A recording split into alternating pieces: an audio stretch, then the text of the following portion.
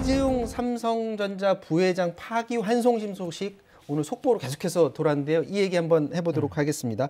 징역 2년 6개월 실형 받고 이제 법정 구속된 이게 국정농단 사건 관련해서만 이렇게 지금 최종 판결이 난 거죠? 맞습니다. 연결돼 있습니다. 바로 얼마 전에 1월 14일 박근혜 전 대통령 최종적으로 20년 받았죠. 그 전에 2년 합쳐서 이제 22년인 것이고, 그리고 이제 우리가 최순실이라고 많이 보도해서 이야기했던 최서원 씨도 이미 17년 이제 확정돼서 들어가 있습니다. 마지막으로 남아있던 이재용 삼성 부회장은 뇌물을 공여한 입장이죠. 그쪽은 받은 쪽이었고 이제 뇌물을 공여한 뇌물, 그리고 이 뇌물을 주기 위해서 이 돈을 만드는데 회사 자금을 횡령했다. 그다음에 이게 또 범죄 수익을 은닉했다. 그다음에 국외로 재산을 회피했다.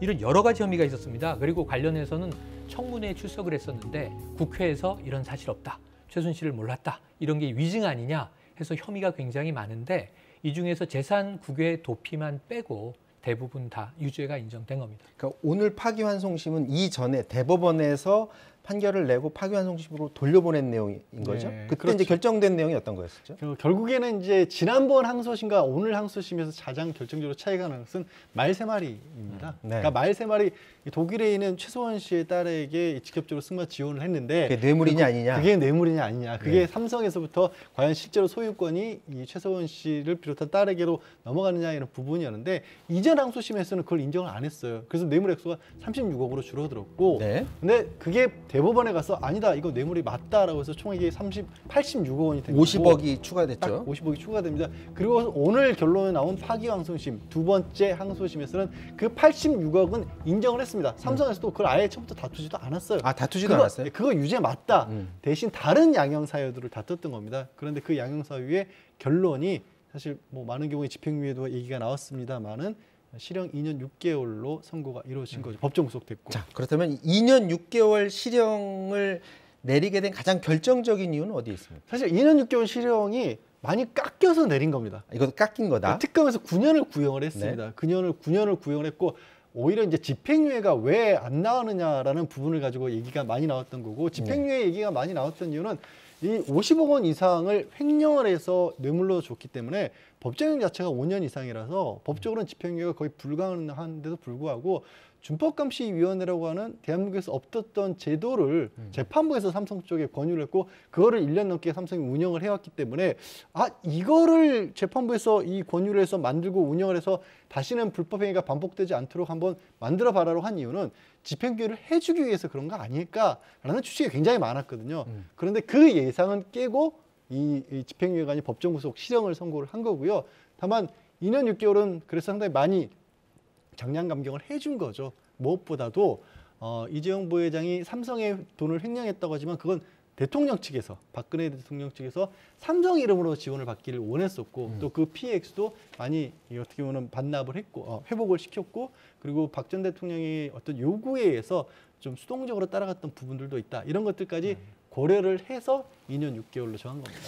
근데 대법원 그때 판결 때를 기억을 해보면 앞서도 말씀하셨다시피 뇌물 액수가 50억이 더 늘어났어요. 그래서 이제 큰 형을 받겠다라는 예상을 했었는데 갑자기 판사가 준법 감시를 할 수 있는 제도를 한번 만들어 봐라라는 것을 제안을 해요. 그래서 그 제안이 나오는 게 이거 깎아주려는 것 아니냐? 이거 잘못하다가는 집행유예도 나올 수 있다라고 그런 생각을 특검 측에서도 했었잖아요. 양형에 참작하겠다는 얘기도 했기 때문에 박영수 특검은 이건 집행유예로 가는 수순 아니냐라고 강하게 반발하면서 재판부 기피 신청까지 했습니다. 받아들여지진 않았습니다만, 이 지난해 2월이었습니다. 그래서 이 미국의 연방법에 있는 이 양형에 참작하기 위한 제도로서 존재하고 미국의 대기업이 종종 불법을 저지르지 않기 위해서 사용하는 감시제도라고 하는데 이걸 일종의 벤치마킹을 해서 툭 던지면서 삼성이 이런 제도를 만들어서 앞으로는 법을 어기지 않도록 노력하는 게 필요하지 않겠는가? 이게 잘 만들어져서 적용된다면 양형에도 참작을 하겠다. 그래서 바로 만듭니다, 삼성이. 그리고 운영을 합니다. 지난해 2월부터 이재용 부회장도 이 미팅도 갖고 또 여러 가지 거기서 권고를 하는 게 대국민 사과해라. 대국민 사과했던 기억나실 거예요. 그런데 이것을 전문심리위원들을 재판부 그리고 변호인, 검찰 이쪽에서 각각 이제 추천을 해서 3명의 전문심리위원이 20일 동안 이 준법감시위원회가 제대로 기능을 하는가 두 가지를 봤어요. 기업 총수도 무서워할 정도로 이러한 엄정하게 법을 지키고자 하는 작동이 제대로 되는가? 두 번째로는 이게 일시적으로 만든 게 아니라 지속 가능한가? 근데 이 3명의 전문심리위원이 정말 다 다른 입장을 내놓으면서 오늘 판결을 보니까 실효성이 부족하다라고 본 것 같습니다. 아니, 저 전문심리위라는 제도가 네. 원래는 그 판사가 어떤 결정을 하는데 도움을 주기 위한 그렇죠. 거 아닌가요? 자문기구가 되는 거죠. 그런데 도움을 주기 위한 자문기구인데 이렇게 아주 이제 보이기에는 공평하게 네. 반반 나눠서 하듯이 원래 그렇게 네. 모아서 하나요? 그러니까 그것도 좀 특이한 경우예요. 오히려 제3의 이제 추천인들을 모아서 자문단을 만들어야 될 것 같은데 이게 당사자들이 한 명씩 내다 보니까 너무 예측 가능한 수준의 이 내용이 나와버렸어요. 변호인 쪽의 추천 전문심리위원은 잘 작동하고 있다 그랬고요. 네. 그다음에 이제 이 특검 쪽의 전문심리위원은 문제가 많다 부정적인 입장을 냈고요. 재판부에서 추천한 이제 전 헌법재판관은 양면성이 다 있다 이렇게 얘기를 해서 그러니까 양면성이 네. 다 있다라는 것을 두고 보니까 삼성 측 해석이 다르고 맞습니다. 또 해석이 다 서로 다르게 해석을 하더라고요. 맞습니다. 그러니까 이게 지금 이제 이 지속 가능성 부분은 인정이 되는데 지금 실효성 부분은 잘 모르겠다 이렇게 얘기를 했는데 말씀하신 대로 변호인단과 특검 쪽에서 해석이 전혀 다르니까 재판부가 알아서 판단할 수밖에 없었는데 하지만 그럼에도 불구하고 결국은 이 전문심리위원회 의견과 이 준법 감시제도라는 장치가 집행유예로 나오지 않겠는가라고 예측한 법조인들이 꽤 많으셨는데 문제는 실형이 나왔고 법정 구속이라는 것은 오늘 판결은 다소는 이제 일부 충격은 있습니다. 일단 말씀하실 때 감형을 했다는 거는 분명하다라고 얘기를 하셨잖아요. 그러면 지금 언급했던 어떤 심리위원회라든지 이런 분들의 의견을 다 감안해서 최종 결정이 나온 거네요, 그러면? 그런데 제가 아까 말씀드렸던 부분들의 양형 조건들 말고 준법감시위원회 자체는 양형 조건에 반영을 안 했습니다. 맞아요. 그러니까 이게 삼성의 입장에서 봤을 때는 굉장히 뼈아픈 내용이 되는 겁니다. 그러니까 실제 다른 변론에서 내용들 아까 말씀드린 것처럼 삼성전자의 어떤 이름으로 이 뇌물을 줬던 것도 대통령 측에서 요구했던 것이고 뭐 기업의 총수기 때문에 대통령이 뇌물을 요구했을 때 뭐 마음대로 할 수 없던 그런 사정들은 다 받아들여서 그걸로 깎아줬다고 하고 정작 굉장히 예를 써서 1년 가까이 1년 넘게 사실 그렇죠. 유지를 해왔죠. 삼성에서 준법감시위원회 만들어서 이 강민원 그 이전에 헌법재판관의 대법원 연구관이나 이런 분들을 모셔서 리포트만 100개가 넘게 내놨었거든요. 그 말은 그러면 준법감시위가 역할을 제대로 못했다고 판단을 한 걸까요? 역할 못했다라고 판단합니다. 실효성이 없어 보인다라고 판단했습니다. 그게 이제 이게 그럼 재판부에서 도대체 실제로 삼성이라고 하는 회사의 준법감시위원회가 들어가면 정말로 기업을 통제할 수 있을 만한 기업이 불법적인 행동을 못할 만큼을 만들 수 있을 거라고 기대를 재판부에서 했다는 건지 아니면 그냥 집행유예로 가는 과정에서 수순처럼 만들었는데 도저히 이걸 가지고 집행유예를 못하겠다는 판단을 했던 건지 그 어떻게 속내까지는 알 수가 없습니다만 재판부에서 뭐라고 발표했냐면 이거 컨트롤 타워까지도 이 준법감시위원회가 통제할 수 있을 것으로 보이지 않는다. 그러니까 컨트롤 타워라고 하는 건 결국에는 이재용 부회장까지도 준법감시위원회가 불법으로 막을 만큼 그렇게 실효성이 있어 보이지 않는다라는 얘기고요. 그리고 과거에 어떻게 보면 불법적인 행동들에 대해서는 제도적으로 안전장치가 만들어졌는데 새로운 유형에 대해서는 어떻게 할 건지 리스트를 내놓지 못하고 있다라는 얘기를 하는 겁니다.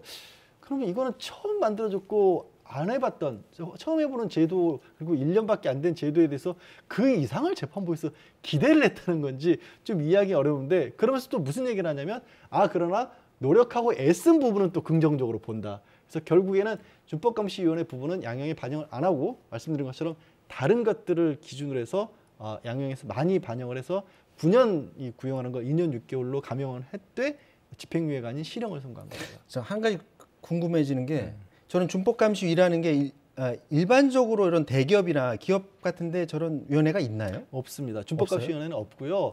미국에서 운영이 되고 있습니다. 미국에서 운영이 되고 있고 미국의 사례는 어떤 식으로 운영을 하냐면 준법감시위원회를 만들어서 굉장히 적극적으로 회사 내에서 불법적인 일이 벌어지지 않기 위해서 노력을 합니다. 근데 그렇게 노력을 했는데도 불구하고 나중에 어떤 일이 터졌어요. 실제로 불법으로 나갔습니다. 네. 근데 그 재판부에서 비교를 해보니까 니네 나름대로는 이런 일을 막으려고 애를 썼지만 그런데도 불구하고 새롭게 흠결이 생겼구나. 하지만 예방 조치를 열심히 취했기 때문에 이것까지 우리가 반영을 해주겠다. 그러니까 뭐냐면 선제적으로 그런 어떤 제도적 장치가 있을 때에 나중에 사고가 일어나더라도 좀 참각을 해준다는 건데 이번에 특이했던 게 그런 준법감시위원회를 만들어 보라고. 그러니까 사후에 불법이 저질러진 이후에 만들어 보라라고 이걸 권고를 했다는 것 자체가 굉장히 이례적이었거든요. 그래서 그래서 이제 박영수 특검에서도 이걸로 양형으로 어떻게 반영한다는 건 있을 수 없는 일이라고 재판부에 대한 기피 신청까지도 했던 겁니다. 자, 오늘 선고 결과에 그 특검 측이나 아니면 이재용 부회장 측 입장이 혹시 나왔나요? 자, 이재용 부회장 측의 입장이 나왔습니다. 한번 들어보도록 하겠습니다. 이 사건은 본질이 전 대통령의 직권남용으로 기업이 자유와 재산권을 침해당한 것입니다. 그러한 본질을 우리가 고려해 볼 때 재판부의 판단은 유감이라고 생각합니다. 자, 재판부의 판단은 유감이다. 재상고로 갑니까? 재상고를 가는 게 의미는 없을 겁니다. 왜냐하면 말씀드린 것 같이 유죄냐 무죄냐 여부를 놓고는 이미 삼성 쪽에서도 유죄를 인정을 하고 하기양순 재판에 들어갔고요. 지금 양형 자체만으로 재상고심에 가는 경우에는 10년 이하의 형이 선고가 됐었을 때는 원칙적으로 대법원에서 아예 재상고 대상으로 보지도 않습니다. 그래서 실제 실익은 없을 겁니다. 자, 사실 이 건도 사실 복잡한 건인데 더 복잡한 건이 지금 하나 더 남아 있죠. 삼바죠. 일명 삼바 경영권 승계 불법 의혹입니다. 그러니까 이제 이재용 부회장과 관련된 재판이 하나 또 있는 거예요. 사실은 아까 말씀드린 국정농단에서 갈래를 친 겁니다. 왜냐하면 그럼 왜 적극적으로 회사 돈을 횡령해서 뇌물까지 주고 정유라에게 말 세피를 이 뇌물로 선물하고 이런 일이 왜 벌어졌는가 생각해 보면 이재용 부회장 입장에서는 삼성의 지분을 확보하고 경영권을 승계해야 되는데 그 사이에 지금 이건희 선대 회장은 이제 고인이 되지 않았습니까? 그러니까 이런 상황에서 지분 확보를 위해서 삼성물산과 제일모직을 합병하는데 이 지분 비율을 조작했다는 의혹이 지금 또 튀어나온 거죠. 그렇죠. 그러니까 이재용 부회장에게 유리하도록 지분 비율을 조작함으로써 여기서 주주들에게 피해를 입혔다.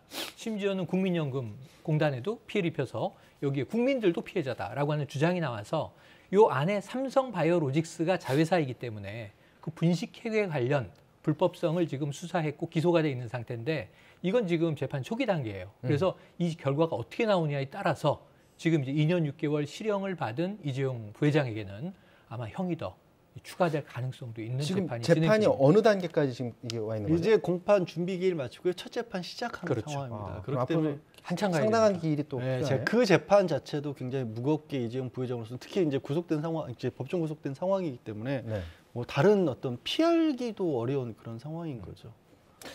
네, 지금까지 국정농단 사건과 관련해서 이재용 삼성전자 부회장에 대한 파기환송심 선고 내용 짚어봤습니다.